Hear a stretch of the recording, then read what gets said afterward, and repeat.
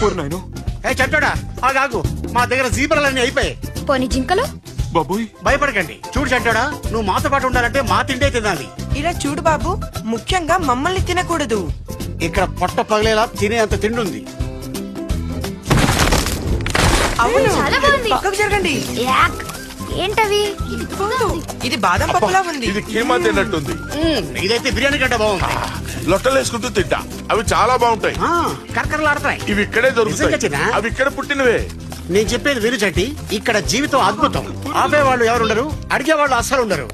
ఇదేంటి మాట్లాడుతుంటే పాకుతుంది. దీన్ని ఇలా తిప్పి నోట్లో వేసుకుంటే అలా కరిగిపోతుంది. అవి చాలా బాగుంటాయి, చాక్లెట్లు. ఇవైతే అద్భుతం. దొరికింది. నువ్వు తిను. సర్లే.